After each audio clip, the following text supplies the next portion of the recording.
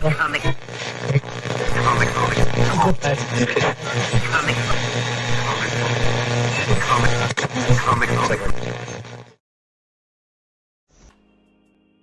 All right, welcome, ladies and gentlemen. Thank you for being here. This is Comic Book Radio. I'm your host, Peter Cimetti, and this is episode 110.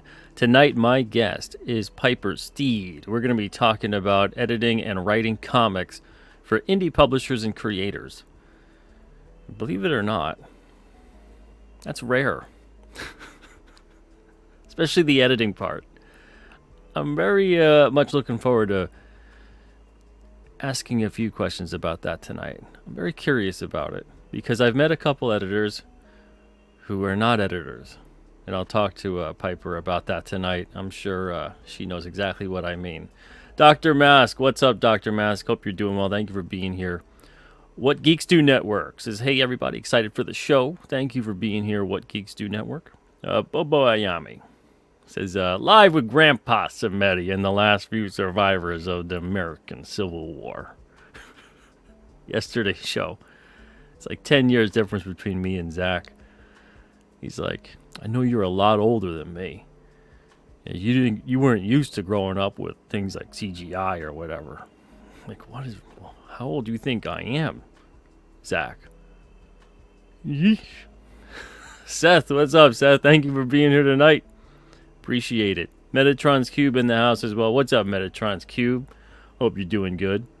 We got Apex Comics in the chat as well. What's up, Apex? Rain 7 is here too. How's it going, Rain 7? Hope you're having a great night. Johnny Slaction is here as well. Says, looks like I got here just in time. Yes, you did. Yes, you did. All right. So let's bring on the lady, the woman of the hour, Miss PIPER STEED. Hi. Hey. How are you? All right. You doing good? Yeah. All right. Very nice. Man, oh man. So this is going to be a fun conversation. I'm looking forward to talking to you tonight about editing and writing and all that good stuff. But first things first. I've met a lot of editors, and you probably have too, or at least you know of them, who are not editors. They're proofreaders. And they'll just go and say, I edit comics. And it's like, sort of. And there's a lot of people that end up thinking that editing comics is just proofreading.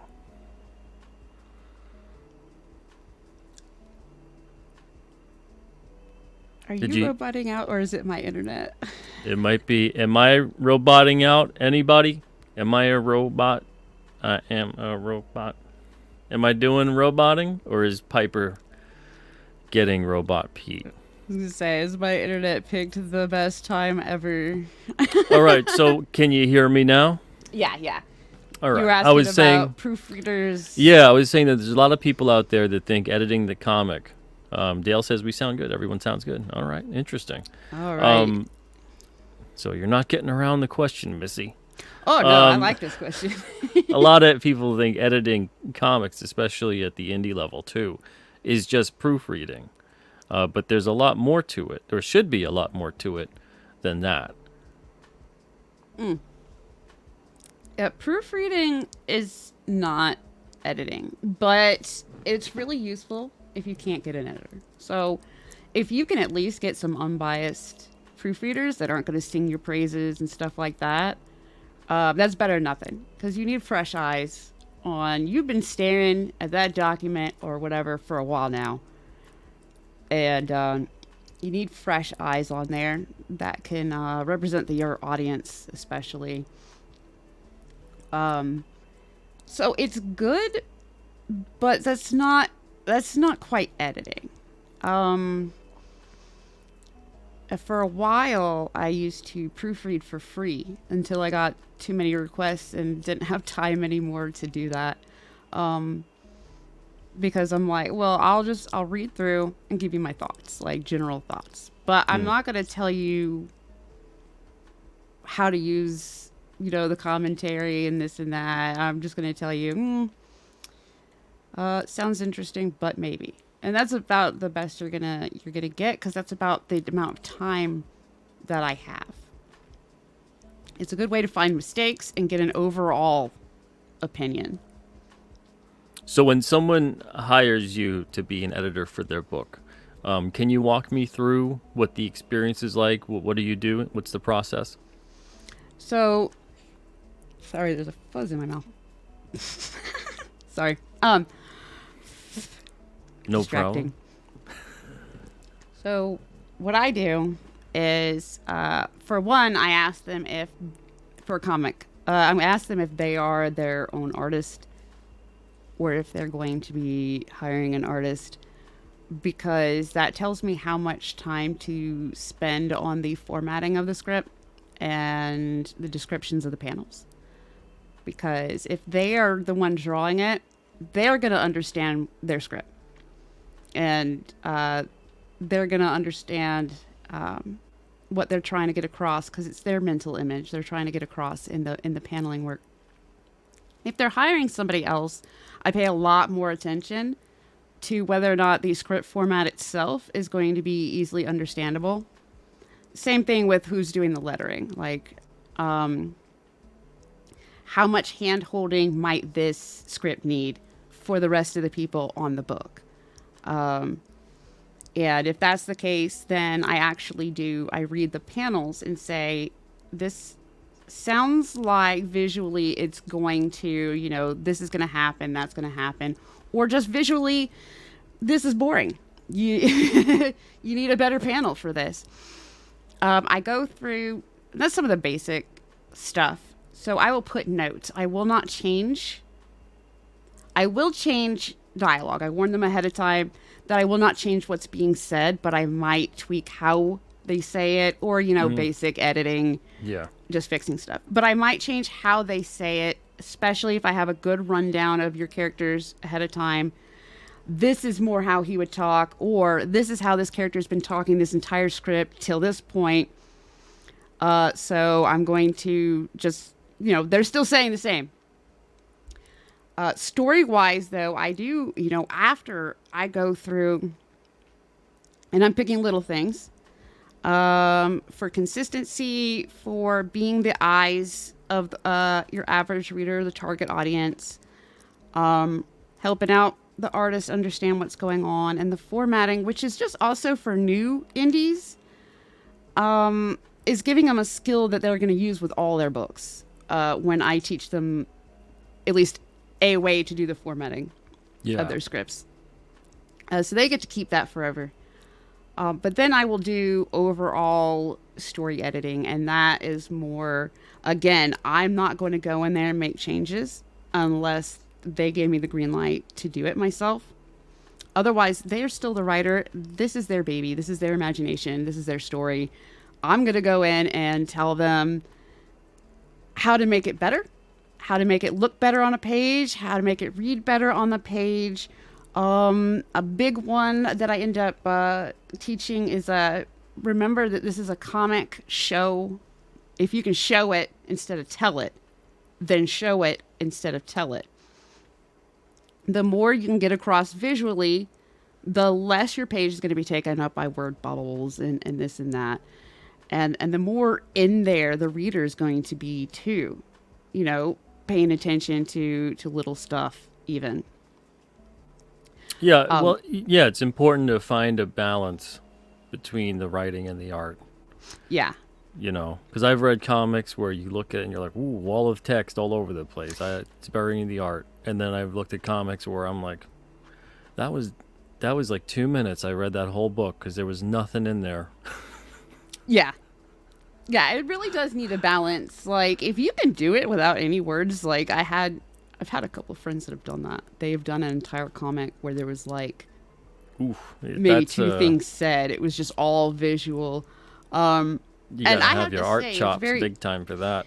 It was very artsy, and at the same time, I'm like, it leaves a lot up to the reader to kind of make sense of what they just saw too. But yeah, it's important to be able to also maintain what you're talking about, which is consistency.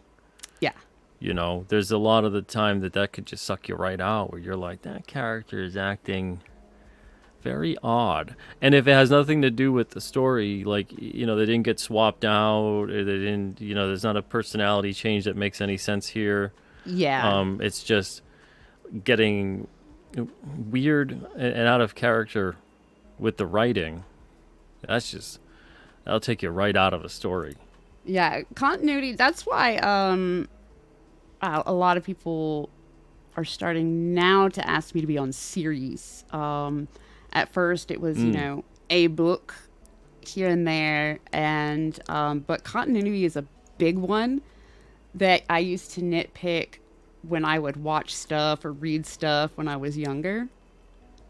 So it's a big one that I help watch out for the reader is and the writer, but and it's usually part of the opening conversation too, is give me everything you have on your characters, because I'm going to read that to make sure your characters stay in character the whole time.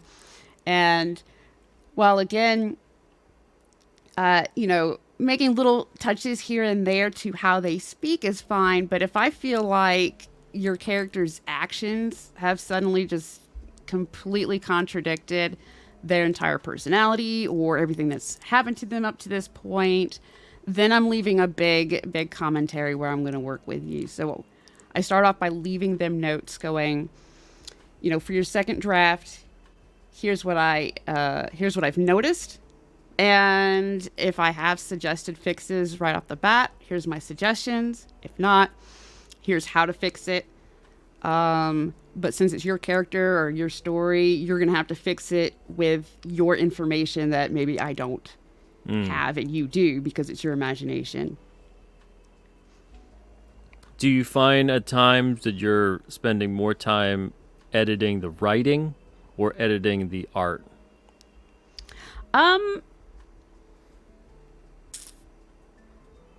I think since technically the writing is almost the art when they're writing the panels, or they're writing the description of the panels. So they're writing art direction right there. I am usually a little more in that. Dialogue to me is a little easier to fix. Oh, yeah. But the visuals that I'm getting, so basically, like, I'm going off of the mental image I'm getting from reading their panel. And if that mental image is just completely uninteresting, or the description itself is so confusing that I can't tell what they're asking for, and I know that they're going to be giving this to an artist, then I'm like, I don't know if your artist is going to know what you're asking for either. So let's work on this one. If they are the artist, I know, like with hybrids, Luke actually does give me his, when he gets to the thumbnail stage and stuff like that, he actually gives me the comic back for me to look over. And I haven't had to tell him much about the art. Generally in the panel stages and this and that, if I've been like, this would be more interesting, that's usually my notes for him is this page would look more interesting if you did it like this instead of the way you're describing. So once he gets me like to his thumbnail stage and this and that, there's only been a few times where I've been like, listen, this fight goes from this page to this page, and I noticed that like they change direction, and it's breaking up the visual reading, basically, when your eyes go over the panels visually. Reading maintaining the eye line and the flow of the page. That's so important. And fights, a lot of things I notice is when they will suddenly, either between panels or between pages, change which direction like a punch is coming from. Like somebody's punching somebody to his right, but then on the other side they're getting hit the other way, or they're flying off the other way and stuff like that. And I'm like, don't, like, even if you're changing the entire scene to where, that technically makes sense, visually it's not. It's interrupting the flow of what we're looking at. So, Not very many. Not very many. Even though I tell them, like, my rates include I will go over your thumbnails with you or your artist, or, you can give these notes to your artist if you want. But I'll go over and give you, my opinion of how it ended up on the page. Is it anything like what you wrote in the script? Like, if you're happy with it, you're happy with it. But if it's nothing like what was written in the script, and what was written in the script sounds cooler, then I'm going to tell you that. Like, this thumbnail isn't quite like this. The positioning's different. But yeah, that's the stuff I mostly look for at that stage, is how much it fits with what the writer was going for, and whether or not it visually is going to read correctly to the eye. Are you involved in the level in which you're looking even at the lettering? Yeah. And Generally, that's another one where after the letterer has gone in, I'll be given almost basically, it's pretty much the final prints almost, but I'm going through to make sure that the letterer didn't leave anything. My main comments usually there are, aside from like finding, it happens, punctuation mistakes and this and that at that stage, I'll point those out. Other ones will be, this bubble would be better over here. It's another one, making sure that people can understand who's saying what and when. And, this text ended up making this bubble too big. Let's break it into 2 bubbles. Sometimes I can't tell that until I've seen it physically on the page. Exactly. Yeah, well, that's really good. Very good. Let's see. Captain Infinity says, I'm in the minority, but in my comic, I have a strict policy of no narration and no thoughts, only speech balloons. Very interesting. I would hate that, but to each their own. Some stories that works really good, and some stories really benefit from like captions or thoughts. Yeah, I agree. I've had multiple comics at Alterna come through that didn't have narration, or most comics nowadays don't really have thought balloons, and I was going to say, I think that thought balloons have gone away. It back. I'm bringing it back. King Cryptid, we got all kinds of thought balloons, and he speaks telepathically with cryptids and animals, so we got all kinds of thought balloons running around in that, and third-party narration and whatnot. But yeah, thought balloons, I enjoyed them. I liked them. I thought it just gave another visual cue, and then also added something where a lot of the times they could do something where they were thinking, and then they would put a part of that thought would be said out loud. Yeah. And I thought that was a nice way to kind of like, it's almost like your thought is interrupted with, then you're saying what that is. But yeah, sometimes they're saying the quiet part out loud. Yeah, and I think they need to be utilized more. They need to be utilized. Yeah, they really do. Thank you. But you do whatever you gotta do. Let's see. Captain Finney says, movies don't need them. Why do comics? Well, my first answer to that would be because comics are not movies. And that would be that. Yeah, novels generally, you get inside the head of at least one character the whole time. You get to know what they're thinking, at least if it's important. You get that insight. So comics can do that too, definitely. Yeah, absolutely. It's all a different way to communicate information, which is the whole entire point of storytelling.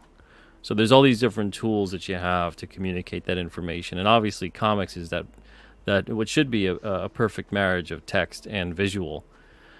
But some people will opt to lean more towards one or the other. But I always try to encourage people to use as many of those tools as they think work. And sometimes people don't think that those work for their story, and that's fine too. But yeah, I feel like, if that's a tool that you have at your disposal, there's proper times to use that effectively. And why not?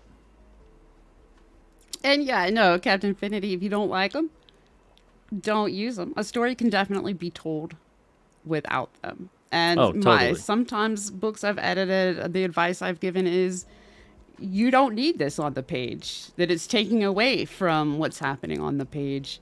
Yeah. Absolutely.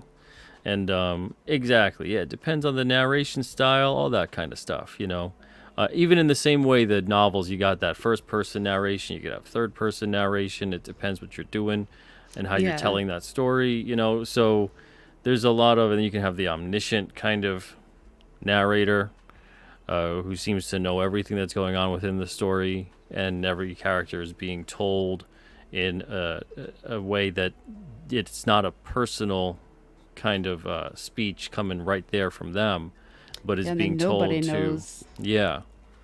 So there's all kinds of tools when you're telling that story, but you could bring a lot of that over to the comic as well.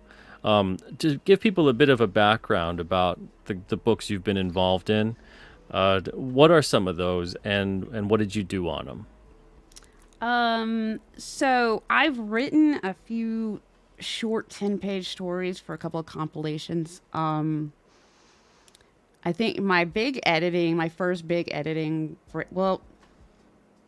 and then there's whatever they're saying I did now on Peregrine. I was co-creator and now I'm just the editor, but but that encompassed all of it. I do think Hybrids, the Arrow Comics Hybrid series, was the first series that I signed on for, and that started my relationship with Arrow Comics in general. So I have written 2 books for them so far. It is so different being in the writer's seat because nobody wants to edit me. I think I think they're too scared to edit me. Luke is technically for Riff Riders, me and Luke are co-creator, but I'm the writer, and he's supposed to edit me, and he's like, if you're happy with it, then I'm like, no, you don't understand. Just because I can edit and just because I can write doesn't mean that I don't want a different set of eyes going in behind me, because if I'm in the writer's seat, then I'm going to be sitting there sniffing my own farts too, thinking I'm a freaking genius. Like, because I don't have anybody, I need that person to be in the position I'm usually in, going, that's not as cool. successful as that could have, maybe this way, give that a, even if it's just something to think about. Yeah, like, oh, that sounds cool and all, but, I mean, go in there and look for mistakes. One of the biggest parts is fresh eyes, but fresh eyes that also know what they're looking for and know what they're doing, way better. Fresh eyes already good. So I'm like, dude, I've been staring at this script. I need you. You can't just read through it and go, yep, looks good, approved. I'm like, no. Pick it apart. It's like, do what I do and do not be shy. I am not shy when I do it. I feel bad with some of the brand new writers. I'm always scared I'm going to scare them away because I'm very much, this is going to come out like, this is bad. Like, this is just, I'm sorry, you're going to have to do something about this. I sugarcoat a little bit. For the newer ones. Hell yeah, Apex. I just don't have the money. That's why it's in-house for Arrow.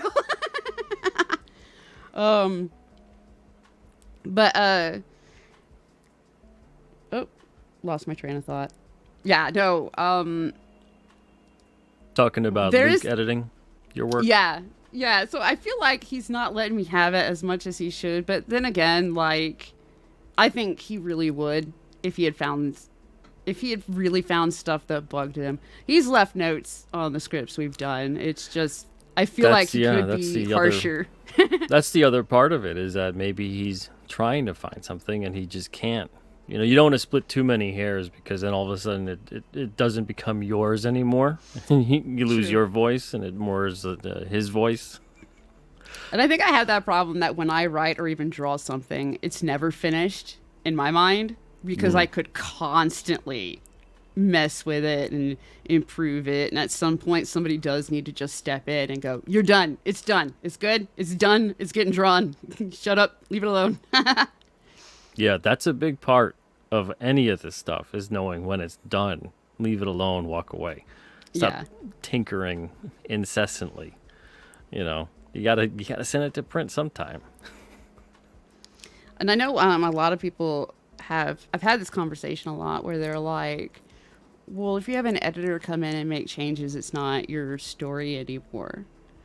And that I think is where indie comic editing and corporate comic editors are different. Corporate comic editors are sitting at their desk. They have that company in mind when they're looking at anything. They do not have the writers in mind, really, the story in mind, or even the art really in mind. They have the company's interest in mind. That's what they are making sure of when they're going through something. You know, does this align with our corporate views? Is this going to make the most money? You know, this or that. That's what they're looking for. At least with indie, uh, I'm my mindset is always, this is your baby, this is your story you want to tell. I want to make sure that whoever's reading it understands what you're trying to tell, and that it ends up like the best experience, we can make it.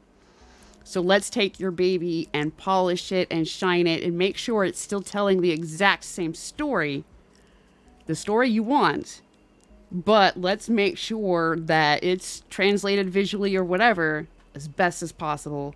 That's what I'm looking for. I don't have to answer to a company. I don't have to go, this would sell better.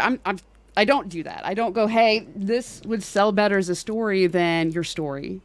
I'm thinking of how to tell your story. I can help you. I've helped.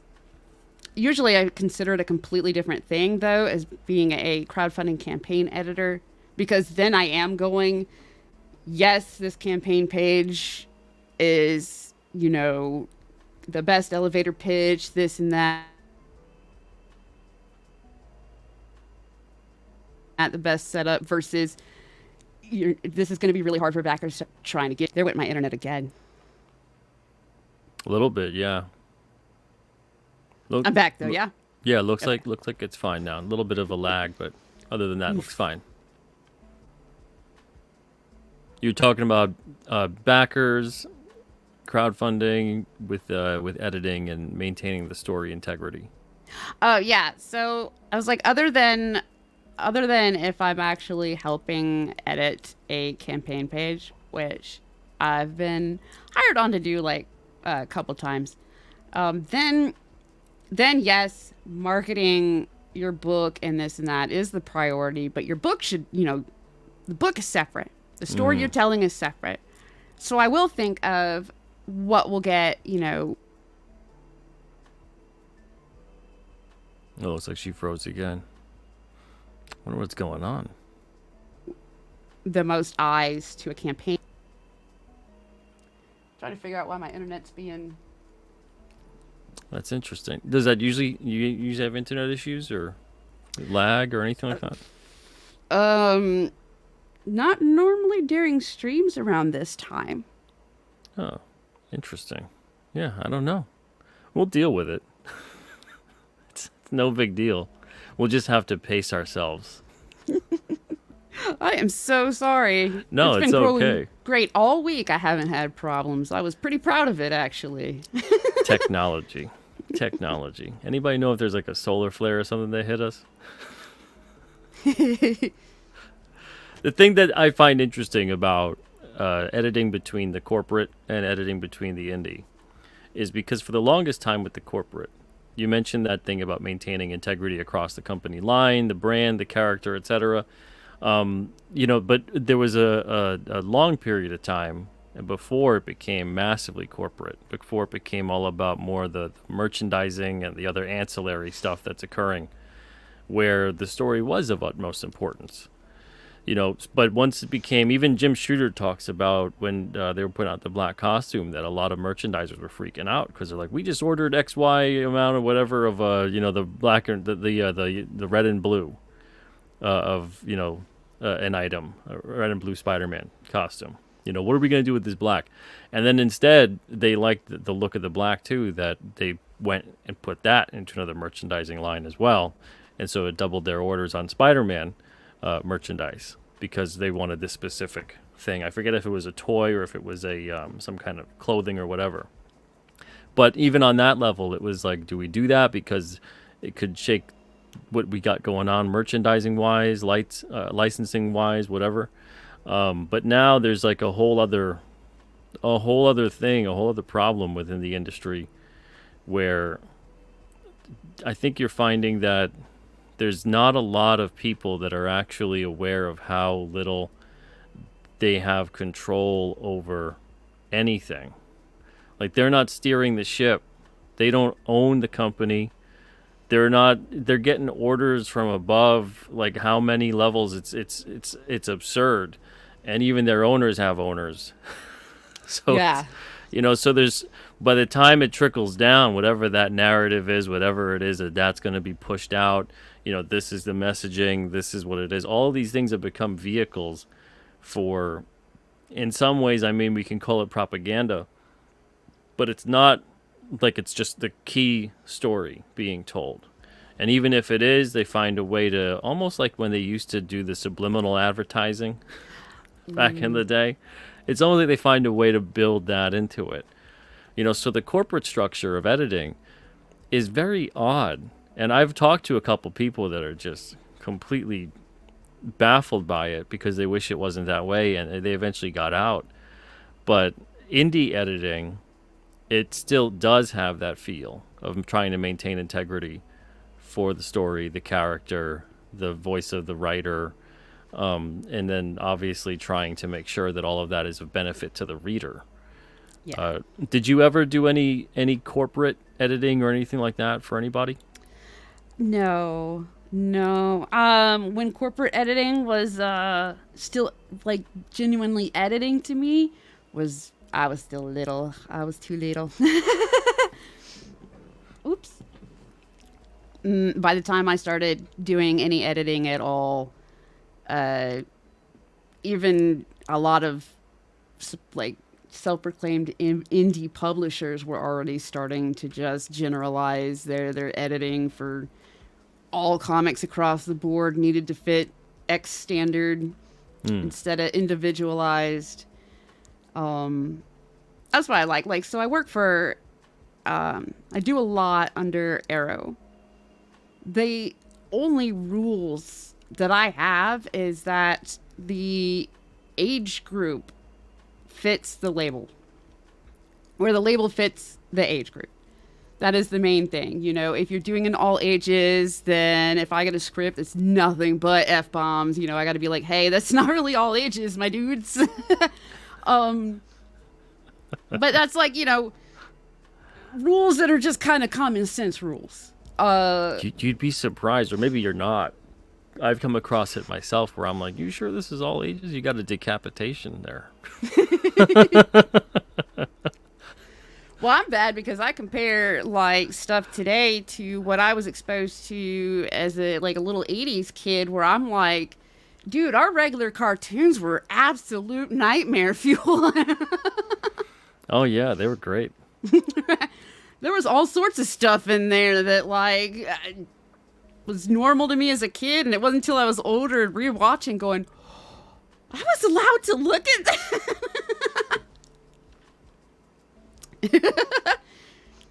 The good old days. Right? Nobody was. Oh, we should get back to that, to be honest. But I know nowadays you can't. We weren't bubble wrapping everything. Yeah, we got to label that kind of stuff teen or young adult or whatever now, even though, 20, 30 years ago would have been all ages still. And now all ages has turned into kind of a bastardized term because it's turned into more kid oriented, not even kid friendly. It's aimed at kids. Yeah. And aiming it at kids means dumbing it down. And to me, that's not all ages. That's for kids. If adults aren't going to find any interest in it, then it's for kids. Then yeah. Just say it's for kids. And that's a hurdle I've run into with Rift writers, is everybody sees the all ages label on there and they decide, oh, this is for kids. And I'm like, no, I don't dumb down nothing in there. I know it's horrible. It's horrible. We got to take that back too. So we got to Yeah. take back the thought balloon, and we got to take back the all ages term Yeah. because Heck yeah. it's too crazy right now. It's become so strange where we see so many things that are for all ages, and you read it and you go, this is nonsense. This is drivel, and it's not for all ages. I don't know even who it's for because it's not for kids. I don't think kids would be interested in it either. You know? That's when you know you've got a bad script. You got a bad story. Is if if I'm reading your script and I'm like, I don't even know what your anywhere near what your target audience might be. Even being the most specific, I'm like, I don't even know what this is. I say write your story for your story, but if you're going to try to sell your story, then have a general target audience in mind. If you're just writing to write, do whatever you want. You don't really need an editor at that point either. You're just, do it, get it out there. If you're getting it out there for free, but if you want to market it and you want to hit a market, you want to make money on that, you're gonna have to keep some kind of target audience in mind. Yeah, it's gonna be of benefit to the reader too. They can make a more informed decision. Yeah. And that's the thing is that there's people who are like, whatever. My stuff is for everyone. And then you read it and you're like, benefit if we could actually market it in a way that people could make that decision based off of understanding that this is who it's sort of targeted for. Because people are going to find anything and everything. I mean, I've watched and read all kinds of stuff that I probably shouldn't have as a kid. Oh yeah. I love Nightmare on Elm Street when I was like 6. I'm RoboCop when I'm 5. Like, it's like little kids at 5 shouldn't have watched RoboCop. But I was all say, about yeah, the Child's why Play not? movies when I was little. Yeah, there's a ton of stuff that was is R-rated, and you're watching it, and I mean, things are strange. People are becoming so sheltered with so many things, claiming that it's best to do that because it's going to desensitize children. But the thing is that there's some kids that can't handle that stuff. They get nightmares, and I can understand the parents going like, "Look, I don't want to keep dealing with this every day." Yeah. But there's other kids that could deal with it, and it just seems kind of strange to want to trust not the parent with the child or anything like that on what they know their kid could handle or whatever, but to have this kind of mass broad brushed, this is appropriate for X, Y, or Z person. And it's just, so you got to make those decisions obviously for yourself and for your child. But other than that, I don't know when it became, we don't really have conflict in things that are aimed at kids. We don't really have stakes. There's no themes. There's no philosophy whatsoever. Even looking at something like Batman the Animated Series, that looks like it should just be prime time for adults. And they had a couple episodes that were, but that was still aimed at kids. It was on when they got home from school. Yeah. But it didn't awful. shy away from It some didn't dumb intense Batman episodes. down. Yeah. It made it a little less gory, maybe, or whatever, but it didn't dumb down the themes or anything. People still died. Exactly. And yeah, we should have all watched RoboCop. That's the thing. Then they'd be fine, like me. Nightmares build character. I like that. Very good. Well, the thing is, if you can't handle some nightmares, man, the real world's just gonna get a lot worse. Real world's gonna eat you up alive if you can't handle the nightmares from watching something and being able to go through that and kind of decipher it and deal with it. But that's the thing is we live in strange times right now with that. Have there been a lot of all ages books that you've edited? I think primarily everything, not every single thing, but primarily they have been all ages books in general, or they would fall into that category. all ages to me is everything that isn't like gratuitously adult or very obviously dumbed down kids stuff. And I think like if you're in one of those three categories, especially if you're doing a series, just stay in there with your audience and you're good. You're gonna keep your audience. But I think most stuff is technically all ages. Mm-hmm. And most of the stuff that I've edited is all ages. But that's everything from like hybrids to well, that one's not all ages. Hybrids is the other one that popped in my head. The next one that popped in my head. A lot of the ones I've edited, I don't know how much I can say because I don't know if they're out yet. The mythicals might be adult. I think that's mature, right? Isn't there strong language or something like that? Yeah, in I that think too? that one's mature adult. There's drinking.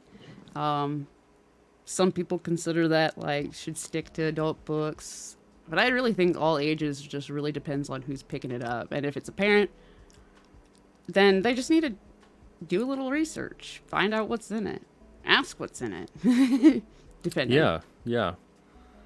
I mean, I feel like it's it's odd when it comes to stuff for kids nowadays because even with even with food, I look at stuff that's aimed at kids for food.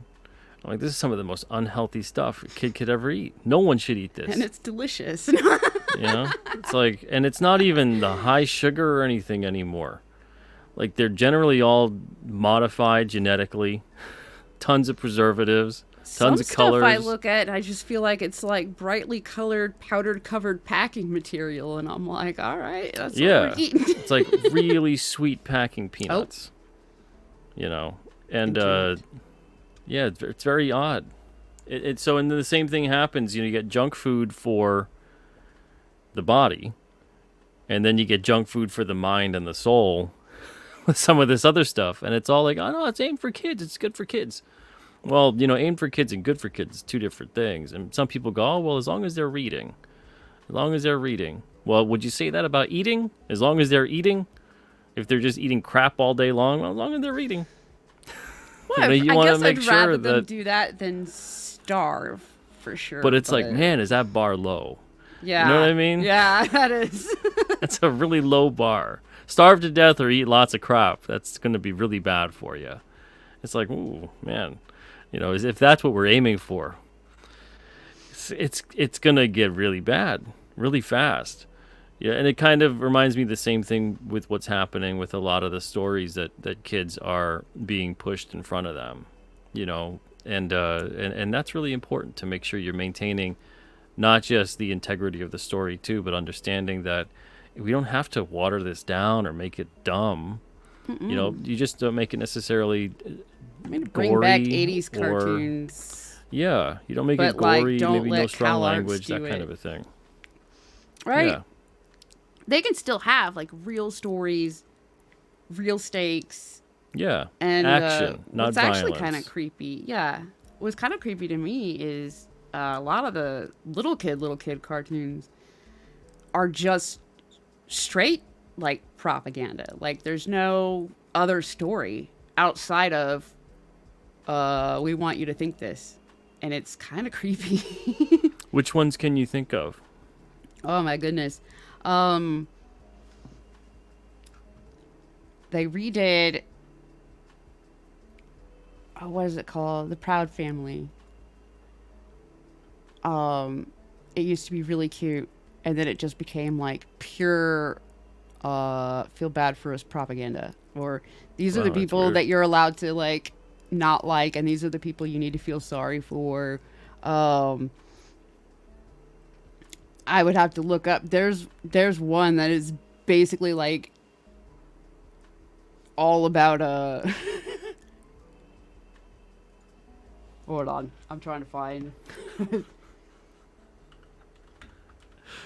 I grew up watching Thundercats and He-Man and G.I. Joe and Transformers and Teenage Mutant Ninja Turtles and then eventually Batman the Animated Series, X-Men, Spider-Man, Spider-Man and His Amazing Friends.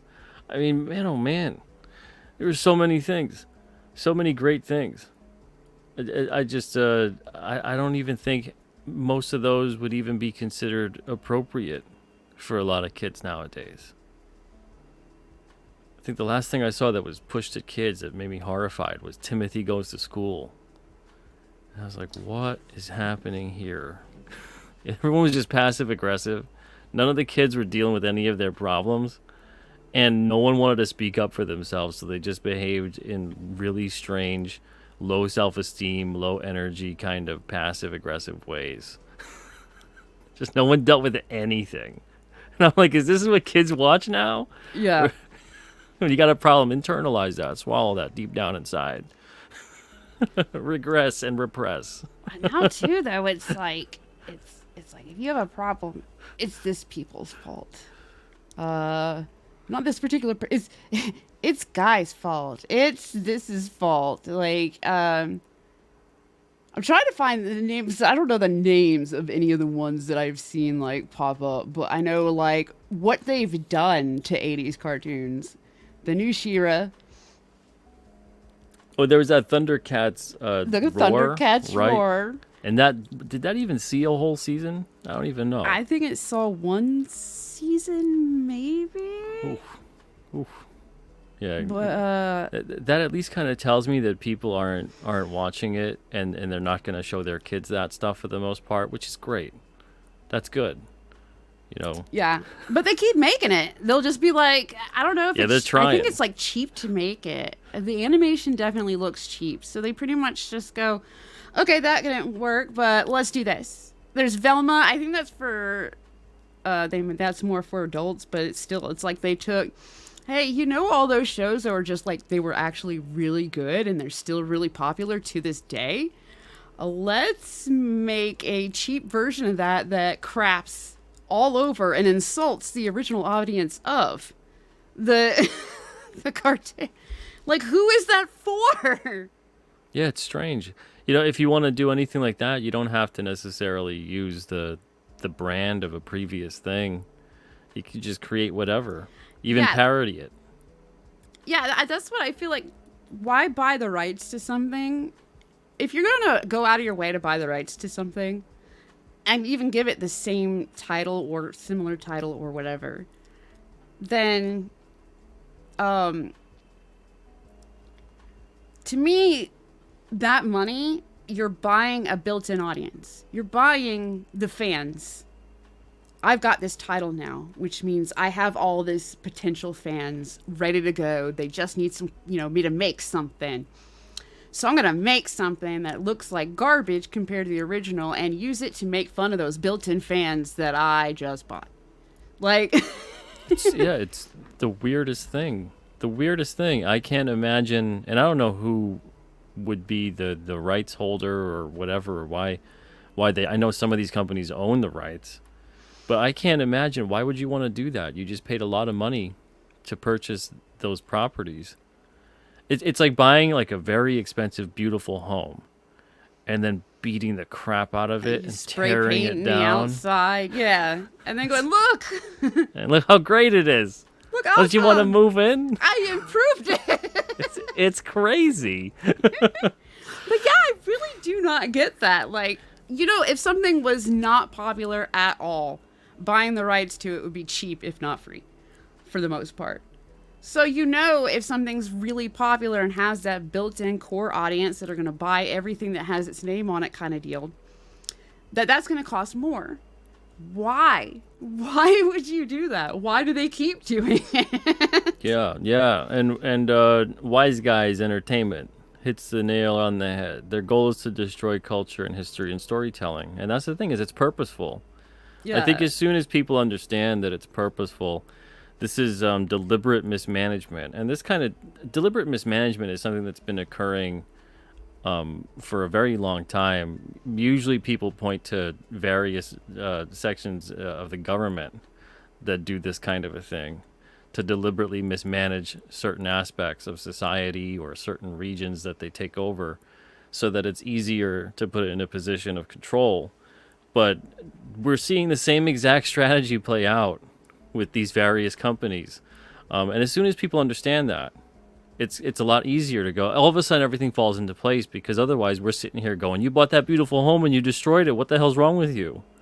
Who Yeah. would do that? Are you crazy?"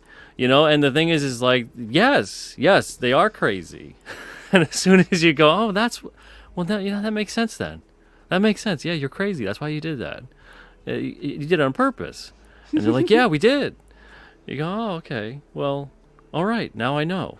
And then you can move on with life and do something purposefully to counter it, which is to create your own stuff and get it out there. But once people, exactly, sabotage. But once people get out there and they can't wrap their mind around it and they absolutely refuse, that's a possibility. That it's not just incompetence, it's not just someone just came in and is an idiot and then just messed up and everyone's like, "Can't you see you messed up?" Because then what happens is that person who messed up generally gets fired and the mess up is very short lived, right? And then everyone goes, "Well, that's the obvious solution." Well, if it's the obvious Instead, solution, the person that messed up is getting like promoted. yeah. And instead of the obvious solution when it's not being done time and again, you have to look at it and go, "Oh, well, then it's obviously because Yeah. they want it that way." But yeah, that's the thing that's interesting about this whole thing. And that's what's so great though about seeing so many people making their own stories and going independent, because that's honestly the only path left. Everyone holding out for things to get back to the way they were when it comes to like the corporate stuff and everything else. Every now and then you'll see something that managed to slip through the cracks. There's always an outlier no matter what. But largely, for the most part, that's rare.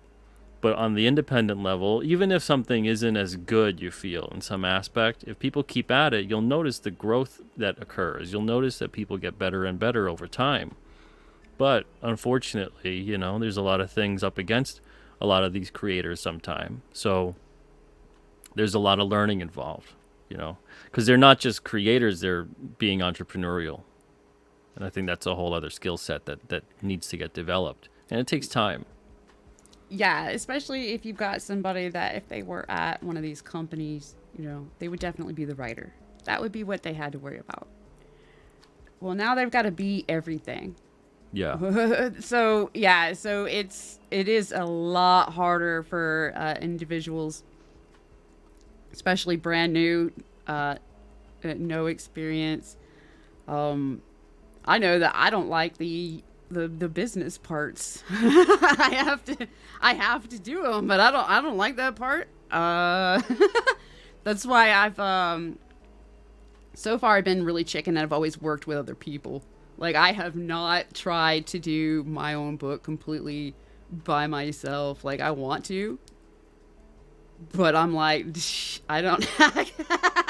Well, there's also some kind of wisdom behind that too, because people ask me all the time, you can draw your own book, And I'm like, I don't want to draw my own book. I don't think it would come out as good as if I hired someone that I know could draw my own book and I could do all these other things instead.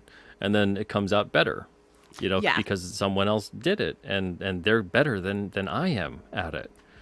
So you also have to understand and know not just your limitations, I think, but also know what you're going to do well and play to your strengths. Yeah, I actually, when I was younger, thought I was going to be a comic book artist. I was all about, like, I would write stories, but I was all about drawing. I drew all over everything. I actually still draw. But I'm finding that I'm having way more fun doing the writing part because either way I'm telling the story. But I am not getting burnt out on writing. I do get burnt out on drawing. It's probably why my drawing hasn't improved since I was like 16.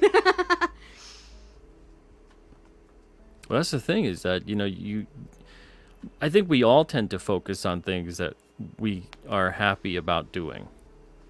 There's nothing wrong with that. I think we don't, as a society, as a race, as humans, we don't focus enough on the things that we say, hey, I did that. That brings me joy. I'm going to continue to put more time and effort into that. We put so much effort and time into things that sometimes it's not that it's difficult, and that's why you don't want to spend time with it, because you could absolutely have a hell of a time. It's difficult like crazy, but you're like, that was fun. I want to keep doing that. But people that go, this makes me miserable, absolutely miserable. I can't wait to be over with it. And we spend so much time, so much of our lives pushing and pushing into doing things that make us absolutely, utterly miserable. Yeah, that's what I figured out. Is just drawing for fun is fun, but I figured out drawing for work was not for me. Because I used to do commission art, and even then, I was like, it feels like there's way more pressure when I'm drawing for money than there is when I'm just drawing to draw. But writing for me, either way, is fun. So that's why I decided to focus on the writing. Plus, there's so many talented artists that I feel like no matter how long I spent trying to draw the way I want, I'm not going to draw in the different styles that I can see my stories in. So I'm like, you know what? I'm going to, leave the art part to people that is their thing. And then I can match the styles to the story instead of always being stuck in my style. Yeah, absolutely. What Geeks Do Network, thank you for the $1.99, says, this is a great show. What are you writing, Piper? I might as well start writing Riff Riders 3. And a couple of secret projects that I can't say yet. But hopefully come 2024, I'll be able to drop a lot more on those.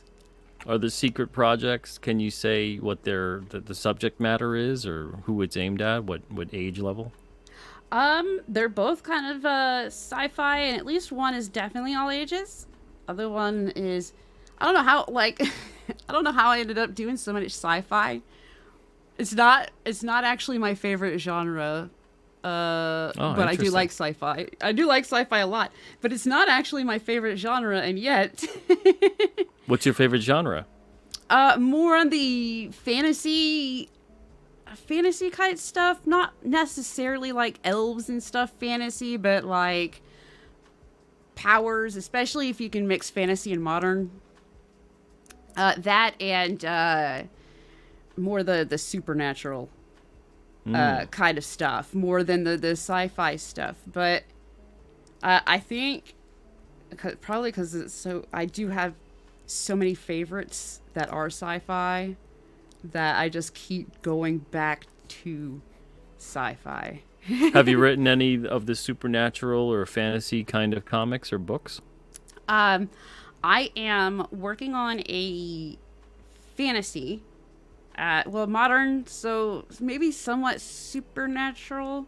In my free time, as a web novel, I just drop a chapter every time I've had enough free time to write one.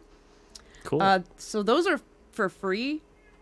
And they need editing really bad, but I'm trying not to because they're supposed to be fun. So I'm writing those for fun. And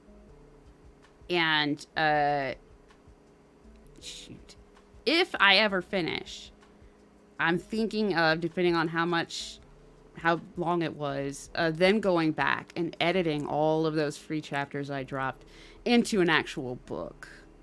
Or editing it, cleaning it up, and seeing if it would make a decent book or comic. Nice. Yeah. Get that stuff out there that you really are into on that level, Absolutely. And it gives me an outlet, since I keep picking up, I keep doing sci-fi, and I'm like, well, here's something that's a little bit different. Throws that into. I like doing research for sci-fi stuff, I noticed, so that's probably why I keep doing sci-fi.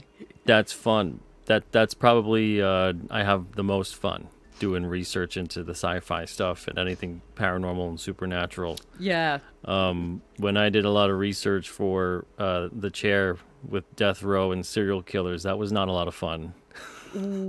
There's just some things I'm like, can that get out of my brain now? I don't want that there anymore. And that was like 12 years ago, and I'm still like, yeah, that can go. Ooh. That's okay. Actually, not 12 years ago. Holy smokes, that was 15 to 16 years ago. Man, oh man, time. Where does it go? I know, Uh, right? yeah, but I did such a deep dive into all that stuff that I never went into any of that aspect of anything again. My next book was just like a children's book about a kid playing hockey. I was like, I Palate need a palate cleanser. Yeah. Yeah. I swear, man, most writers' freaking search histories are probably like got them on all sorts of freaking government lists. I had to learn a whole bunch of nautical, like, well, I didn't have to, but I went and learned a bunch of nautical stuff for Little Mermaid, and then used next to none of it. Because I felt like, a lot of it was just filler, and it was taking away from the fun that book is supposed to be. But I went and looked up a bunch of stuff still. Like, there's something in my eye. I'm so sorry. Are you all right? It just got there, too. Like, I've been here the whole time. How did it get behind my glasses is what I want to know.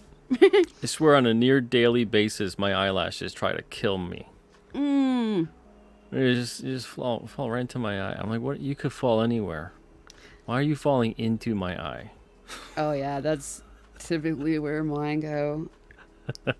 I can never know if my eyes itch because of allergies or because there's something in them.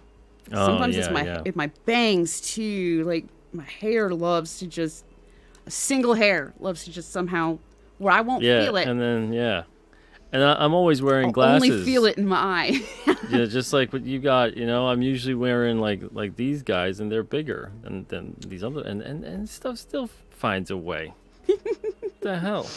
You figure the one positive side effect of wearing glasses that cover your face, your eyes at all times would be that Right? they're protected. Stuff doesn't get in them. I'm gonna need like safety glasses. Yeah.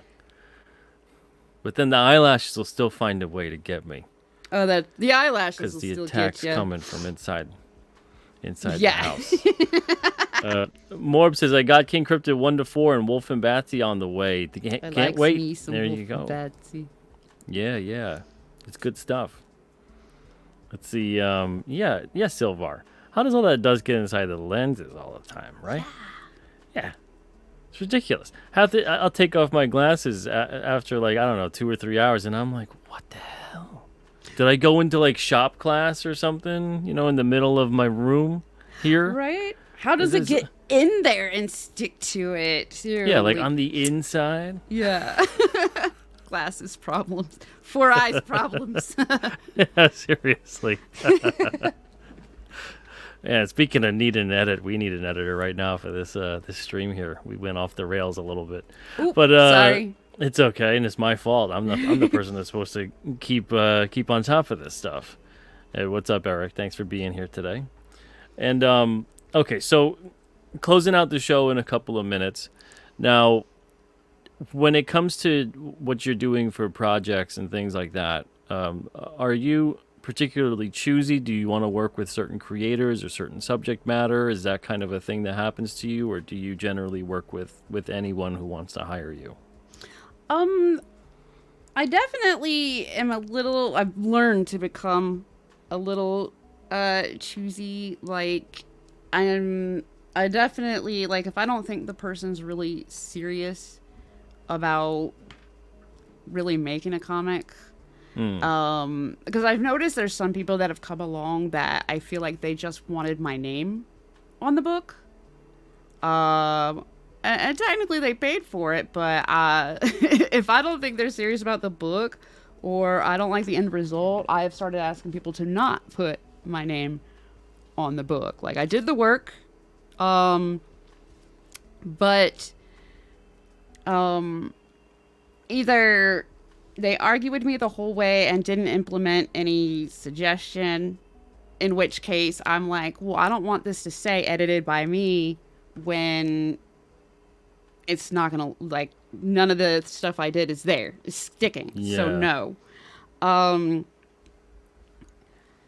So I have to feel like they're serious. The reason I don't post my prices is honestly because they have a little bit to do with the projects themselves.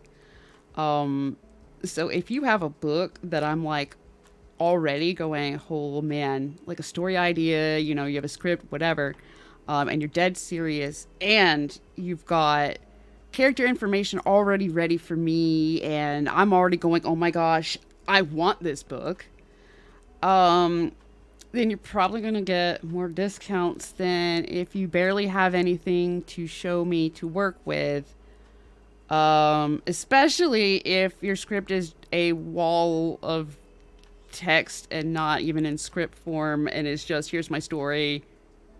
How do I turn it into a script? Oh, just like a big unformatted. Yeah. Yeah. So basically, the harder, because I keep looking up to try and try to keep in there with editor rates. I'll keep looking up, this year, this whatever, what's the going average in this and that, just to kind of, gauge myself. I'm always under those, but a lot of them will do per word and stuff. And I'm like, I don't know, with the formatting of this, that's kind of a different kind of document. Yeah. So I do a page rate. And the page rate is a lot of what determines it is how much work is this going to be for me? How big of a pain in the butt. I don't want to just convert it into an hourly because I don't feel like guessing like that. So instead, your page rate is kind of determined by what you're giving me to look at to start with. So how much hand holding? How much hand holding are you going to need from me? Am I just straight in here, just boom, made your dialogue sound better, boom, showed you one of your characters is kind of getting out of character, boom, I'm going through here telling you that the panels on this page don't sound interesting. Here's one suggested way to make them more visually. Almost more like a finisher for the writer. The way they would have a finisher sometime for the artists, and it would kind of be like polishing up this and that, touching up whatever, Yeah, so if almost I'm like coming that for the in, writer. right? If I'm coming in and I'm excited, especially about your story, and my job is just to be the nitpicker, basically, and then, if you want me to, I will definitely go over the art with you and, send it back with the lettering. That's all included. But, yeah, if it, that's going to be a lower rate because it's going to take up less of my time and probably be a little more enjoyable. Than if you give me, a massive wall of text or almost a novel and go, I want to make this into a comic. Editor, do your thing. It's going to cost more per page. Especially since if I'm not even sure what your page count comic book script wise it's going to turn into by the end of it. So that's why I never really post. Tons of people have asked me to just make a card or do it on my website, just post rates. And I'm like, I don't want to do that because two people, if two people get the same rate, it's because they have the same level of stuff they're giving me. Especially, like I said, if you already have pages describing your characters or character backstory that I can read through so that I can make sure your characters stay in character, that's way better than me trying to guess, I guess along with the reader, your character's personality and anything about your character from the script itself. Yeah. Absolutely. Yeah, I don't think people get how important that is. That when you're working with people and you're cluing them in to, okay, you're in the creative team, this and that, you can't be hyper precious about backstory and describing your characters so that people can get, this is how they would behave, this is how their mannerisms would be, this is how they would sound. You can't do the whole, well, I want you to find out when you read it. It's like, we're making it together. Yeah. I gotta know. You can do that to the reader, but you can't do that to everybody else. Everybody needs something. Yeah. I can't tell you how many times as a publisher I'd be asking for details, and they're like, well, you'll find out when you read the book. And I'm like, That's not how this works. I gotta know. I gotta know what's happening. I actually have that I've passed around on Twitter a few times for free for this comment. That's basically just a Google Doc. That's how I format my scripts. So you Okay. don't have to Great. format them the way I do, but it's how I do as an example. And it's also like the easiest format for me to go through and edit. Like, Did you so- want to send it in the private chat, and then I can send it to the chat here? Yeah, let me look for it. Okay. So I tried Johnny's to give it to somebody one time, and it said like Google was going through a problem or something. It's weird. Let me find it. So Johnny Slaction is asking, how would he go about formatting a script for a comic book? So I mean, there's a lot of examples on how to do that if you want to look it up. But for the most part, it just involves breaking down page by page, panel by panel.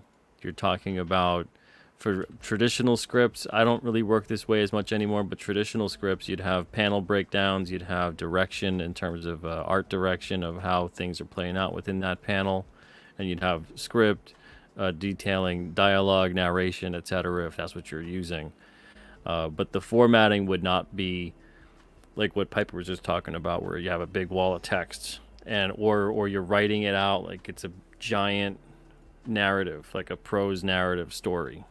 So if it's very prosaic, you're not really going to understand, well, who's saying what's the direction here for the art, where is the page being broken up, because even page turns are very important to keep that in mind as well. And if you're utilizing certain aspects of the page, like is it a splash page, how many panels are on it, and of course you could work with that with your artist. I recommend being definitely open with that. But yeah, you want to definitely look up some examples, and it looks like Piper just got me her link here. So if you want to take a look at this, Johnny, and anybody else, feel free. It looks like it's a Google Doc that'll take you to that script example. Yep. And it explains why everything is the way it is and stuff like that. It reminds you to count for double page spreads, make sure they're actually happening on facing pages, and otherwise it is a lot like writing a play, only you're having to describe in a lot more detail what is happening in each scene, and each scene is a panel, so almost like taking a picture, so you're describing the different pictures. Exactly. Yeah. Each panel is a snapshot in time.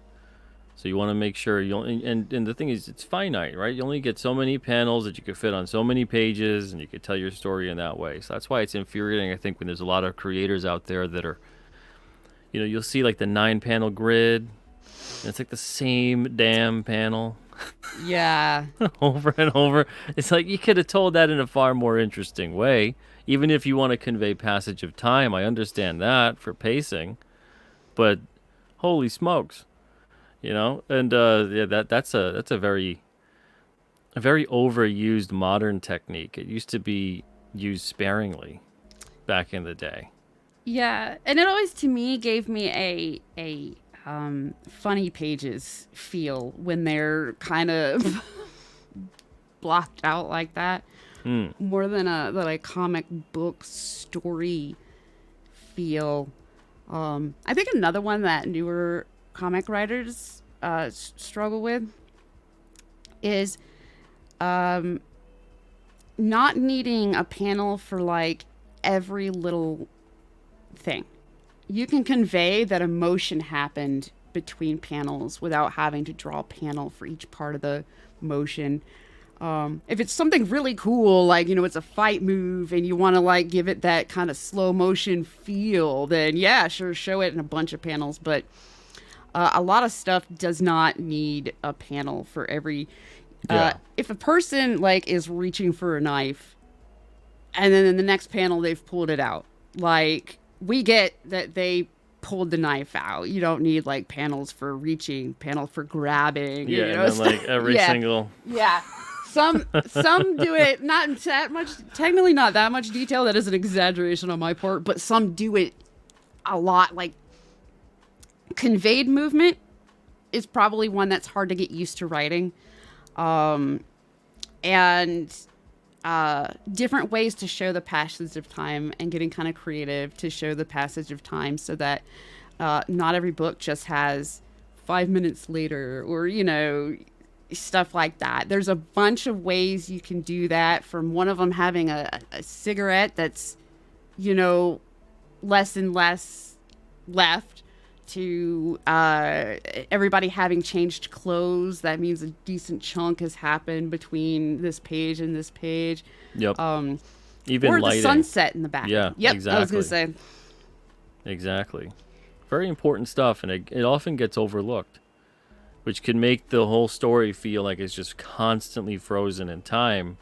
And time is a really important storytelling device. It makes everything seem like it's more urgent, and it makes everything seem like you're more present with the characters, which keeps the story feeling alive, as opposed to, okay, I'm just observing something that isn't really happening. And, so you're just, and it's already fiction, so you're already there. But once your suspension of disbelief is just shattered constantly, if characters are acting out of character, if there's no consistency, if everything that's going on is everything we talked about not to do tonight, it takes you right out of that story. Yeah.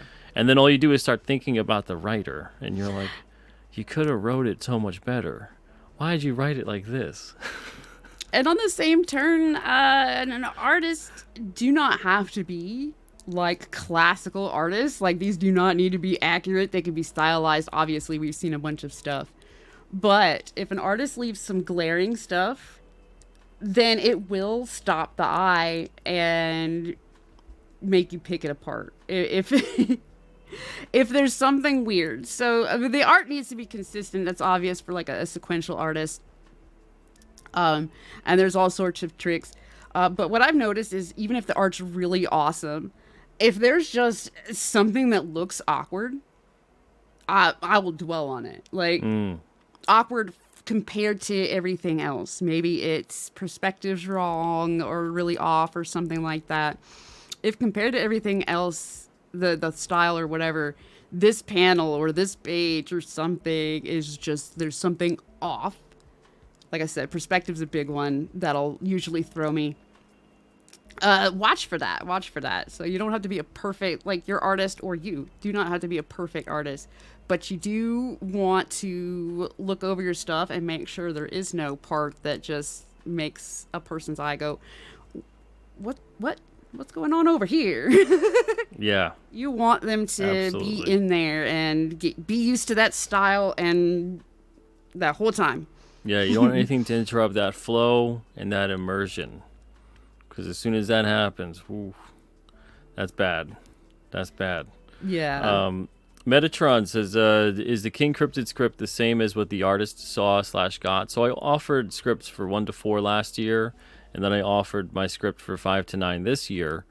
The campaign hasn't fulfilled this year yet. It's still active. But yes, it's the exact same script. So there's a couple of backstory spoiler kind of things in there. You can also see some of the plot developments throughout the scenes and things like that maybe we changed or tweaked a little bit from the final. But it's the exact same script that the artist got. And you'll notice that with my scripts, I used to do traditional stuff with the panel and the whatever. But now it's more like page by page scene and story breakdown. And then sometimes I'll be more specific, and then I retro script later. So I don't have a lot of my captions or my dialogue or things like that, because I found that it was hindering a lot of the artists that I've worked with in the past, and they would try too hard to work around a lot of what I was writing. Oh. And instead, I'm like, you know what? Let me tell you everything about the emotion of the scene, how it's playing out, where the characters are, what they're doing, even some of the stuff that they would be saying, but not in its specificity, unless it's really required because there's an emotional scene occurring and you need to focus on that character. But other than that, I let the artist go through it, and then we do thumbnail process and then revision, and then we just keep finalizing along the way, pencils, inks, colors, etc. And then after that, I letter it. So because I do letter it, I'm able to go in there. I don't have to be as specific on the script. But if I had a letterer, I would then go afterwards and then do a separate script that I would then send to the letterer. But because I'm the letterer, I get to go in there and then on the fly retroscript the whole thing, because I already have like the script basically in my head, but I know that there's going to be changes when I get the art coming in. So I don't want to hinder the artist though and make them all of a sudden change up something that would have been really cool and dynamic, but they're thinking, well, how do I make that dialogue or whatever fit in there? And you know, and then they start curbing what they were going to do design wise.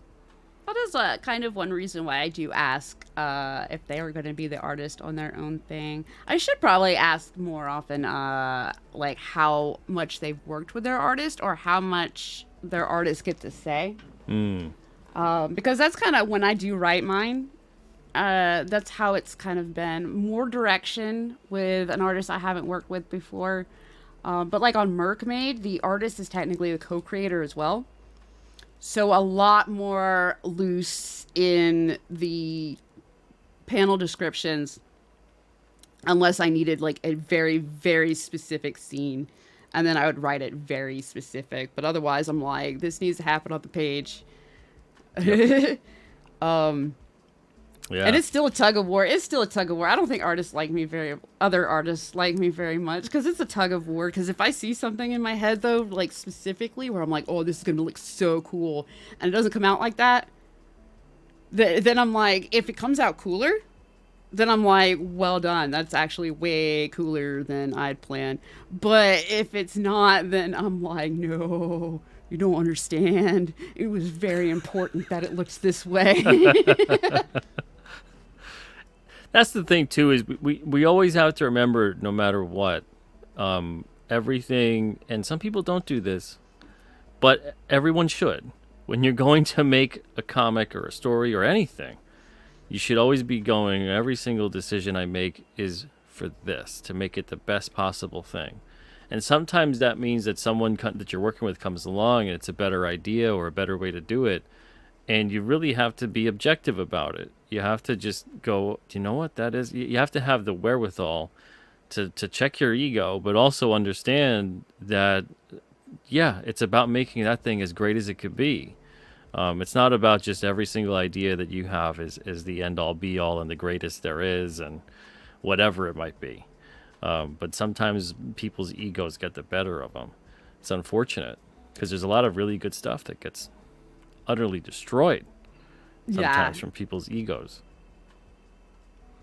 Yeah, with Merkmaid especially, I've had to concede a few times, and I've even written in entire pages just because he's drawn something that was neat. But if it's a situation where you're paying the artist, a page rate for your book, you're the writer, if the page does not look the way you want, I don't think you should be afraid to tell them that if you're paying a page rate. If the page just is not coming out at all what you imagined when you were describing it, maybe there's a miscommunication. Maybe the panels just weren't described, as well as they could be. Don't be afraid to correct them then. But I do also say take care of your artists. So if they ended up doing something cooler, let them know. Let them know, hey, that's awesome, dude. Thanks for that. Yeah, absolutely. Slim Crow, this is the last question I'll take. It says, how do you deal when your ego clashes with an artist? I would even say vice versa, too. I'm not gonna lie. My personal opinion is artists have the bigger ego. What was that? I didn't hear the. What did you say? I said it's my personal opinion that artists seem to have the bigger ego. Yeah. I mean, I've definitely worked with some where I'm like, that's not what the character would do at all, and they're like, yeah, but it's cool, and I'm like, but that doesn't make any sense. What's going on with the character, the story, what they've done previously? In order for us to do that thing, we're going to have a whole other issue that explains how we got to that point. It just doesn't make any sense. That's not the point of what's happening right now with this character. And there's been times with that.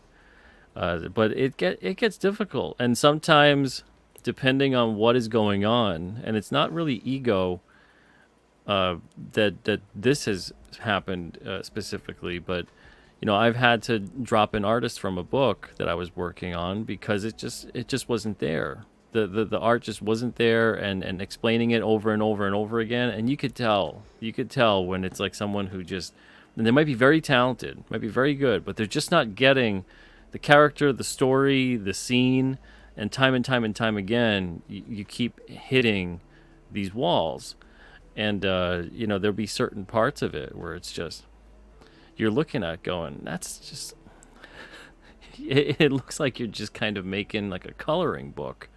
Everyone's very stiff. There's no movement. There's no the emotion. There's no emotion at all. The faces are just like dead faces, or it's worse. Sometimes it's a serious scene, and they're just like ha ha ha and giddy looking. Everyone's big giant smiles. It's just like, what's going on? Like, and you're having to explain that in the script, and they're like, oh well, I think it looks better if they're all smiling. It's like, again, that's not the scene.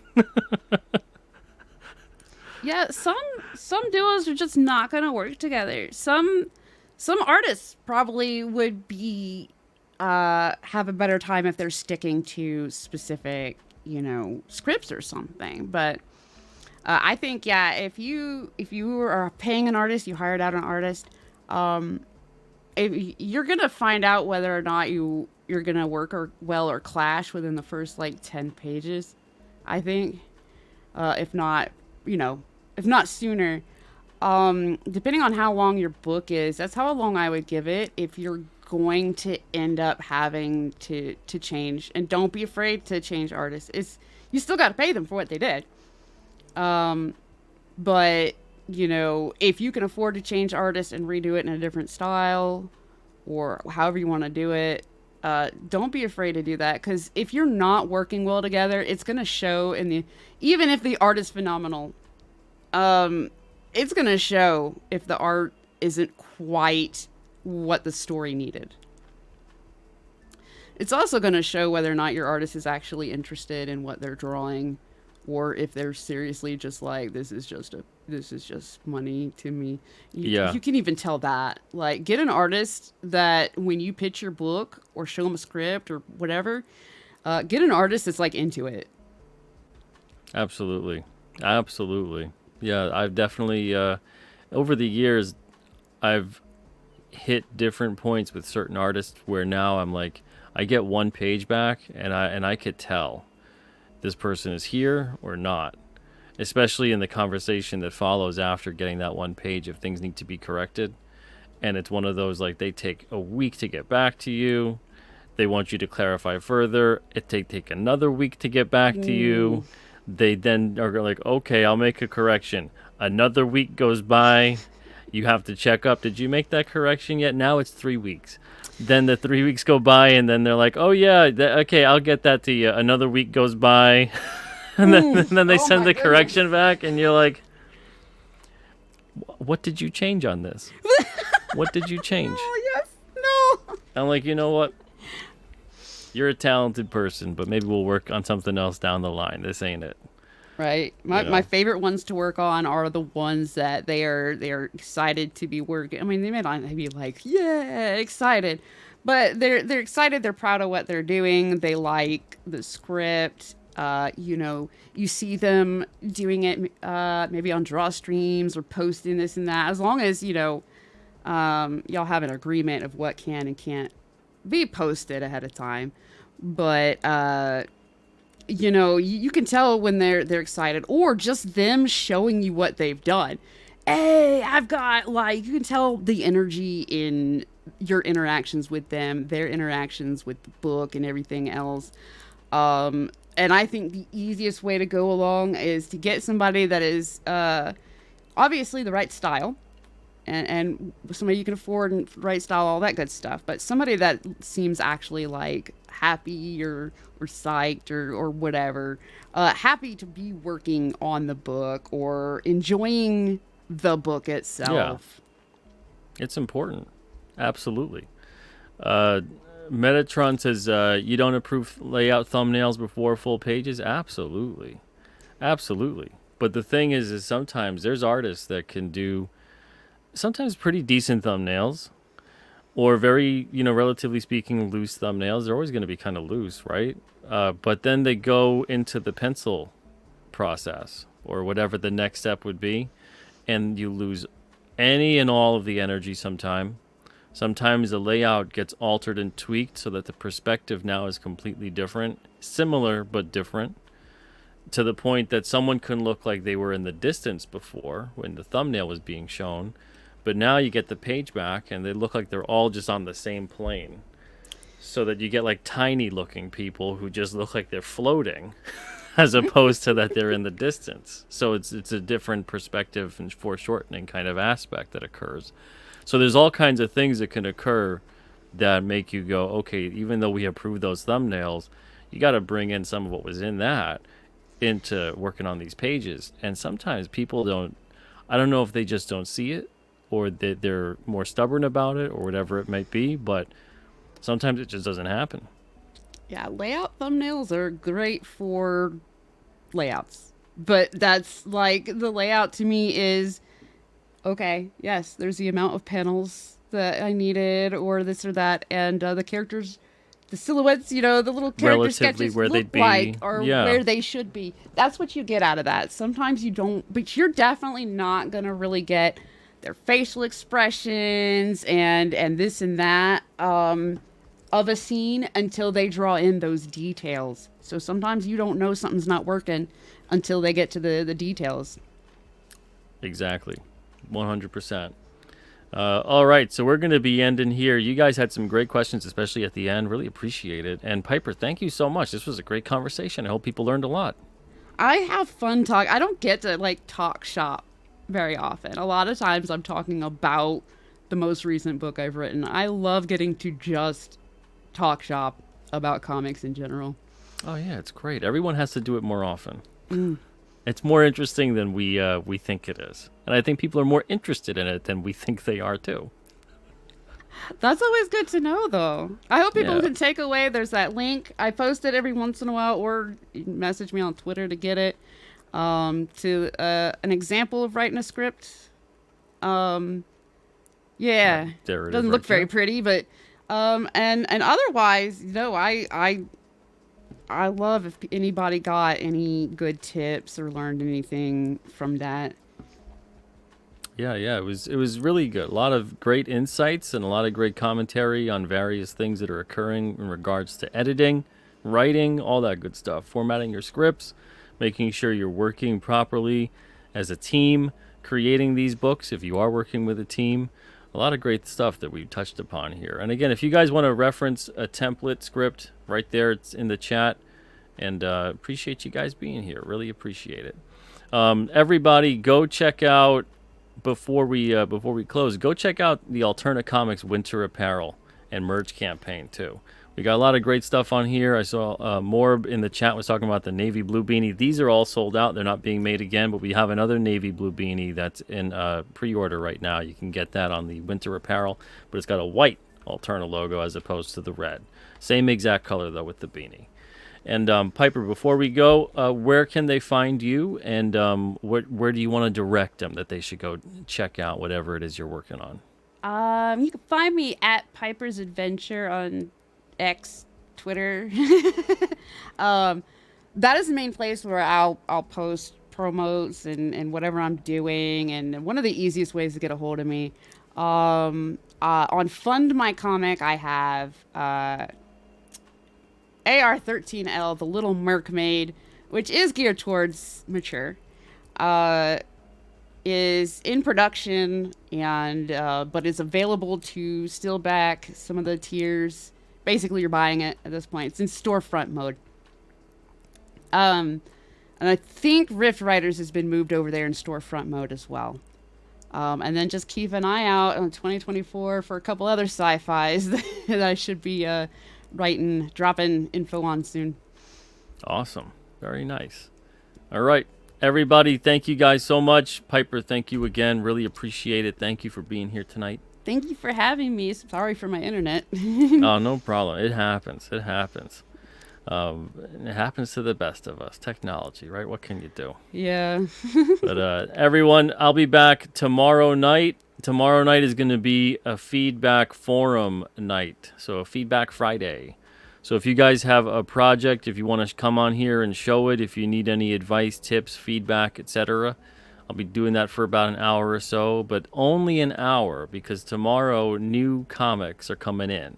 So I've got to start packing up, shipping them, all that good stuff. I'm going to start shipping out stuff on Saturday. So just an hour tomorrow night, 9 o'clock Eastern. If you do want to join, it's basically an open mic format type show.